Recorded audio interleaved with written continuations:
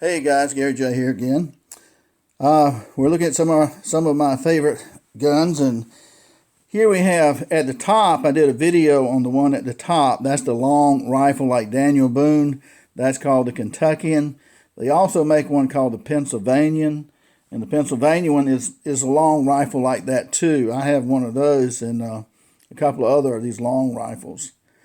The long rifle at the top has a barrel that's 36.5 inches long. Below that are two rifles that are called the carbine rifles. They're shorter rifles. They have barrels about 27 inches long and are pretty heavy, except for the one in the middle. The one in the middle is a 45 caliber, which are hard to find a lot of times. And the one at the bottom is a 50 caliber, which are pretty easy to find 50 calibers.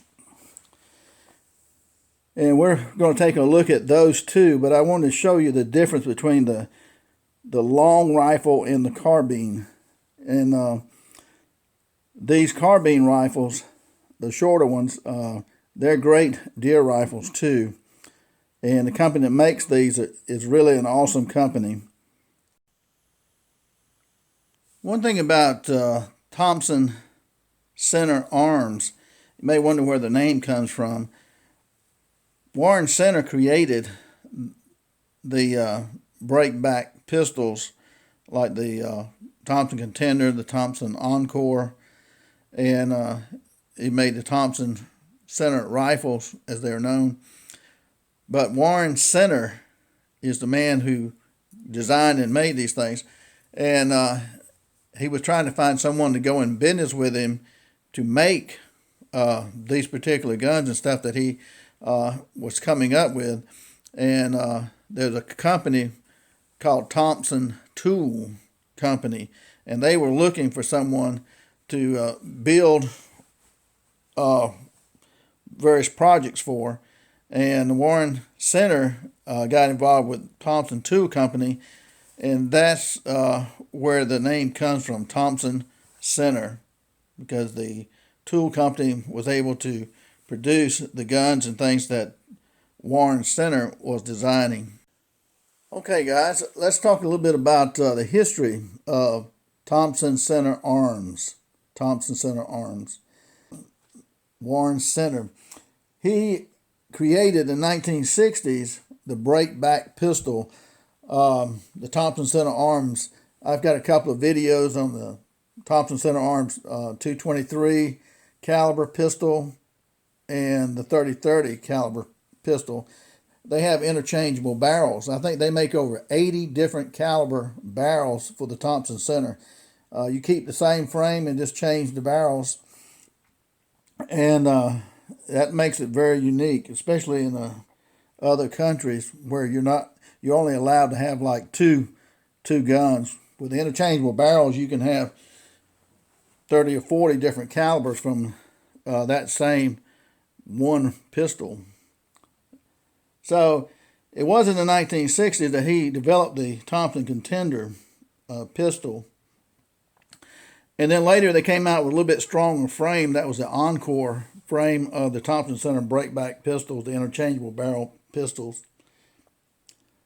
Now in 1970, that's when Warren Center started making black powder rifles. And it's kind of a very interesting story because you didn't hear much about black powder guns anymore. I mean, those were a thing of the past. But Warren Center helped tremendously in reviving and bringing back black powder guns, muzzle loaders. And that started in the 1970s. And people started wanting to hunt deer with them and so forth. Instead of, it's pretty easy to take a deer with a nice rifle and scope and all of that. But, after you kill so many deer with a rifle and scope gun, you want a little bit more challenge. And so, some of us have got into archery, and we go bow hunting for deer. And, and then that's pretty interesting too. And then the next stage is they have like black powder muzzle loading shooting before they do well, let's say they have archery first here in Georgia.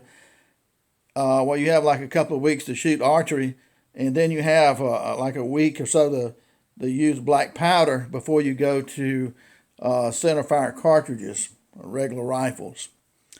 And so that's pretty neat. And the report of a black powder gun has a whole different sound than a centerfire rifle.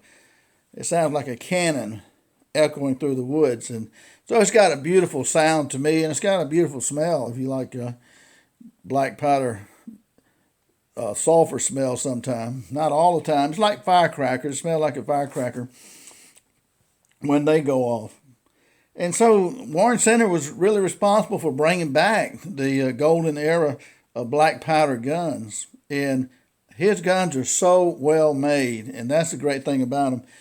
He made several different versions of black powder rifles, from flintlocks to these type right here, a percussion. They use a cap on the end of them.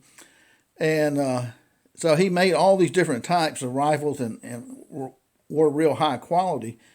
Now, these two carbines, they have double triggers, set triggers. And that's a very nice thing to have on a black powder gun, because if you pull the first trigger, the trigger closest to the barrel, closest to the end of the barrel, you probably got about 6 pound pull there. Now, if you pull the rear trigger first, it sets up the front trigger so that you may have only like a pound or two, and you can adjust that generally of pressure before that goes off. So you can turn that front trigger into a hair trigger, or just pull on it as a regular trigger and have, again, like 6 pound pull or something like that. So these were really awesome rifles right here, and again, extremely well made. So as you look at the different types, Warren Center started making what he called the Hawkins rifle, which is like the one on the bottom here. It looks similar to that. And Hawkins came from the idea of the man who created the Hawkins rifle in 1880. And that gun's been copied probably more than any other black powder rifle. And they've had a lot of great success with it. And so he had the Hawkins rifle, he had the Renegade, he has the Seneca, he has a few other different names for some of the rifles that he has created in the muzzle loading world. But as luck would have it, or unfortunate circumstances, it would be back in 2007 that the Thompson Contender Company would be purchased by Smith & Wesson. Now, one thing about Thompson Center, Mr. Center said that, Warren Center said that he gave a lifetime warranty on all his guns. His Encore pistols, his Contender pistols, rifles, black powder, anything that had a defect in it, he would replace. That was his warranty on his rifles and his guns. And amazingly, when Smith & Wesson bought him out, they agreed to his warranty, that if you had any problem with any of his guns, you would send them now to Smith & Wesson, and they would repair it free, no charge. And I can attest to that, because I showed in one of my videos on the Contender pistol, I had a problem with the ejector, and I sent them, they sent me a box to send them the gun in with all the paperwork on the outside of it, for transporting a weapon through the mail. You just can't send them through the mail. And I sent it to Smith & Wesson, and they repaired that 223 contender pistol of mine. They repaired that, put new parts in it, whatever it needed, and they re-blued the barrel and the frame on it. I didn't ask them to do any of that, didn't expect them to do any of that, but they repaired it and re-blued it. It needed re-bluing because it's the earlier version of those breakback pistols. And so I was very, very content to get it back that way. And they didn't charge me a penny for that. And that was Warren Center's contender pistols. And the Thompson Center rifle on the bottom here is a 50 caliber. I bought this one at a pawn shop for a pretty reasonable price. And when I bought it, I looked down the barrel and I could see a slight bulge inside the barrel.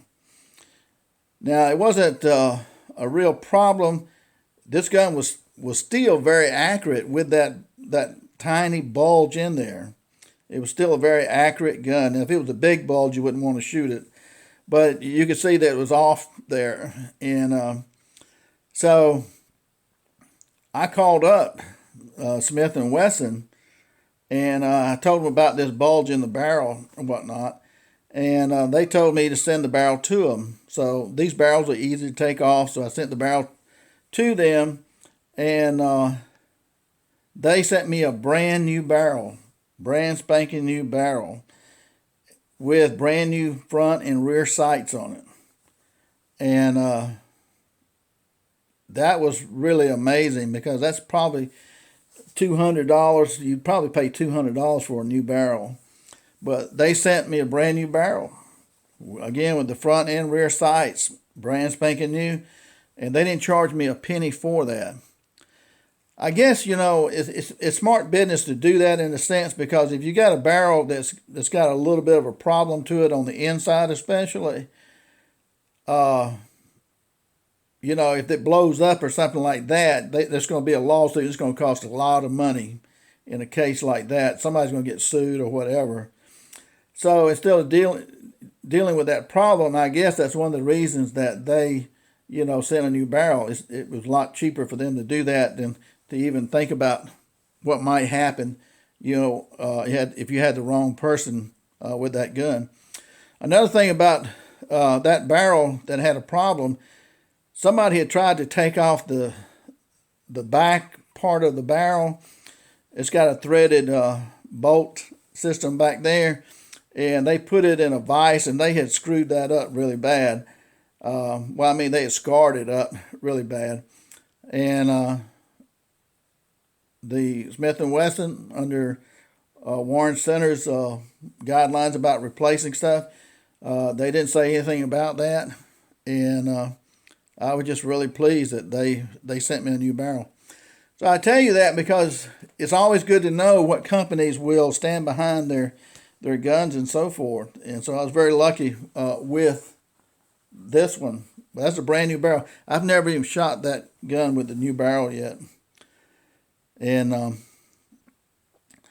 just letting you know that some of these companies are that good about standing behind stuff. And again, I bought it secondhand, so I still got a great deal, and that's walnut on the stock. So now it's owned by Smith & Wesson. Everything that Thompson Center had in the pistols and rifles and so forth, and the black powder industry here. Now, the rifle on top, and this is some, when you think about black powder guns and you think about accuracy and all of that, there are some things that you want to consider on those. Some of these you can put round balls in, some you put conical bullets in. And there's rifling on the inside of these two barrels right here. The one on top is a Seneca 45. That's a very hard rifle to find right there. They quit producing that rifle in, I think it was 1987 when they stopped producing the one on top. That rifle looks like it's never been shot before. It's very light. The one on the bottom there, that 50 caliber, that thing is heavy. It's heavy. It's a heavy rifle. But the one on top is very light, 45, and that's a great caliber. Actually, with the Seneca, they made that one in a 32 caliber, a 36 caliber, and the 45 caliber. And then the one on the bottom is the Renegade, and that's another special black powder gun there. That Renegade has a 26-inch barrel. It has a 1 38 twist to it. Like on a 50 caliber, it has a 1 48 twist on the 50 and 54 caliber of that Renegade. That makes a big difference on how the bullet spins and so forth. And these are very accurate. They made those calibers in 50, 54, and 56 calibers on the rifle on the bottom. And that Seneca, the one on top, that one had a 1 48 twist to it. And that just stabilizes conical bullets that you shoot out of these right here. So they come a long ways from just the plain ball. The plain ball can kind of go anywhere a little bit because it's round and spherical. The Kentuckian that I had up there, the long rifle, those are still very accurate, though, to be a round ball. They're extremely accurate. And so this is kind of the beauty of these kind of rifles right here. And we'll take a look at this a little bit closer. Okay, we're looking at the Seneca 45 caliber, the lighter one. I mean, it's a dream to hold this one compared to the big 50 caliber here. 45 is no joke either, but it's just a very light rifle compared to the other one. And you see the brass here on the end. This is very nicely done. The Seneca is a very hard rifle to find in the black powder. And you've got a place right here. You can put patches and put balls in here. And of course, you carry your black powder in a flask, like a horn flask. It can be a metal type one too. And you've got this butt plate right here, which is very nicely done. Protect your stock right here. And pretty wood here. And we'll just look at the wood right here real quick. And you got a brass cap on the end right here. And let's take a look at this barrel. And you see this Octagon barrel right here. Let's see if we can get this in focus.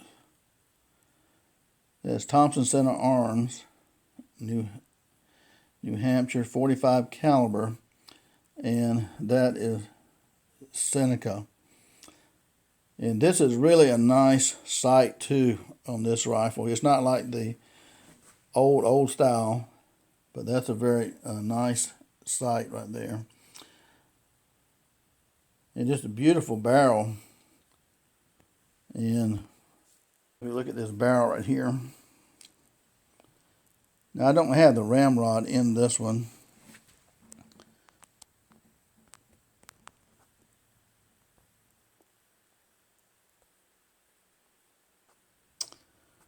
Okay, looking at the end of the barrel here. Okay, looking at the front sight right here, you see this is not an elaborate sight, but it's very nicely done. And our barrel here, that metal's not that thick. I mean, it's thick, but it's with black powder, it can be a lot thicker than that. So that's a look at the front sight right here. In heavy octagon. And it's just a really a pretty rifle right here.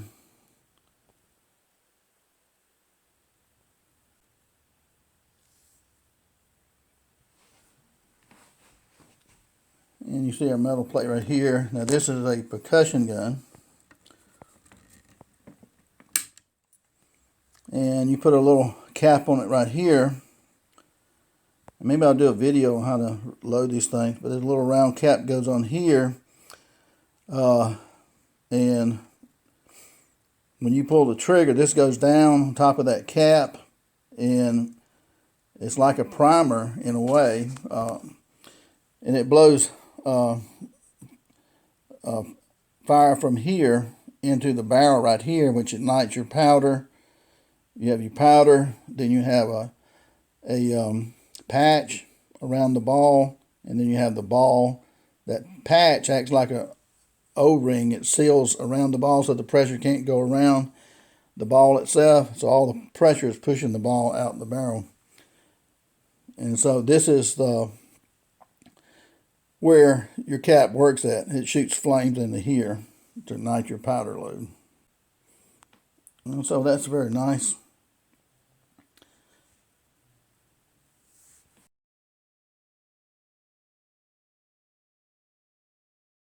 Now, you got these set triggers right here. Now, if you just pull the trigger here, that's probably about 5-pound pull. And if you pull the rear one first, you see this one move right here. You can adjust that one with trigger pull. And let's see what the trigger pull is on this one. Ooh, that feels like about 10 ounces. That's really light on that one. So like if you were shooting at a long distance, especially with black powder, you could really put that on your target. Now some people will drill and tap the top of these and put scopes on them. This to me is too nice of a rifle. You can tell this gun looks like brand spanking new, and it probably has. I can't tell what's ever been shot. Usually, if they've been shot, they'll have foulings right here. The black powder will eat up some of this right here, and you don't really see that in this one. So this is the Seneca. This is really one of my favorite ones of the carbines because it's so light compared to this one. One other thing on the Seneca I wanted to show you. You see the two triggers. This right here is the adjustment right here for this front trigger. That's really too light. But look at the trigger guard. This is all brass. Comes around here. Makes this pretty curve right here. And it's kind of a C shape right here. And just beautifully done. I really like that. And I like the brass here and on the end. And of course on the front up here you got your brass. And then you got your metal tubes right here for your ramrod.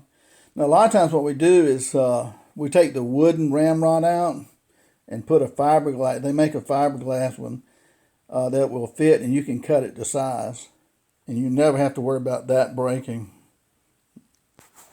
Okay, now this one is the Renegade, and this is the 50 caliber, the heavy one. I'm telling you, this thing is heavy. It's like that 22-250 Winchester I have, like 10 pounds. You know, this is not one you want to tote around a lot. But this percussion cap too, and you got pretty work right here done on the scroll work right here and on your hammer. And this is a brand new barrel, never been shot. And let's see if we can read the writing here. Okay, let's see if we can read the writing here. Thompson Center Arms, Rochester, New Hampshire, 50 caliber. And again, this is the Renegade. They quit making these Renegades, so I mean, it's nice they probably had some barrels in stock. And look at this sight. This is a really nice sight. It's a lot better than the sight that I had on the original Renegade barrel. But you can see all the adjustments you can do with it right here. That is really sweet. You can do some fine adjustments on that. And beautiful bluing on the barrel. I've got a ramrod in this one. Looking at the front sight on this one, different sight than the other one, but it's not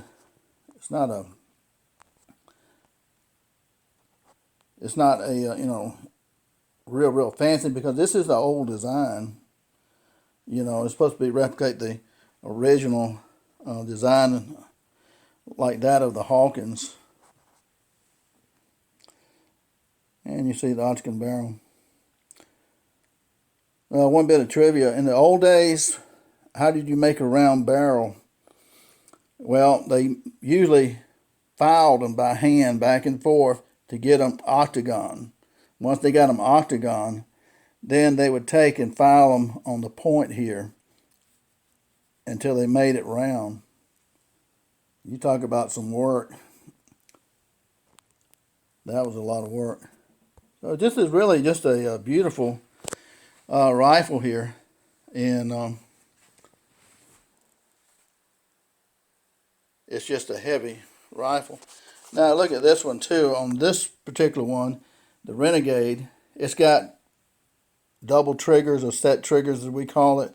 You got an adjustment here for that, and instead of having brass, you got blue steel right here for the trigger guard, and it's similar to the other one, just very beautifully done.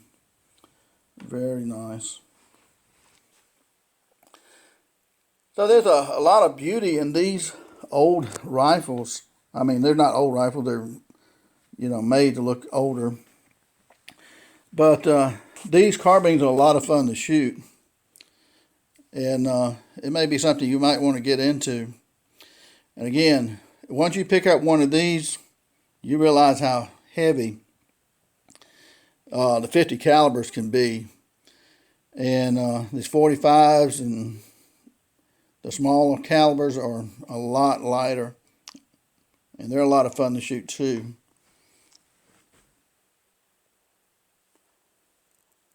Well, guys, I hope this helps you a little bit in choosing maybe a new hobby, black powder. Now, I don't use the Pyrodex. Pyrodex is kind of like an artificial powder compared to black powder.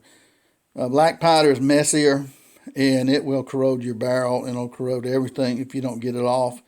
Once you get through shooting your black powder guns, there's a technique that you go into to clean all the metal, especially the inside of the barrel, because you'll rust out a barrel if you don't get all that black powder out of it. So there's just a couple things you need to know about that. But you know, if you've killed a lot of deer with a rifle and scope, and you like maybe bow hunting, and you've never tried black powder, it may be the way to go. Now these rifles, years ago, were about $350, $360. They're probably in the $400 or $500 range now. So it all depends on the quality and who makes it. There are some companies that make real old-fashioned type black powder guns with special wood, special brass on it, special barrels, custom barrels, and you can pay from $1,000 to $5,000 for those. I mean, they're works of art. So you can spend as much as you want to, but you won't go wrong with the Thompson Center arms. They just make really great quality guns. Well, thanks for watching, guys. Gary J.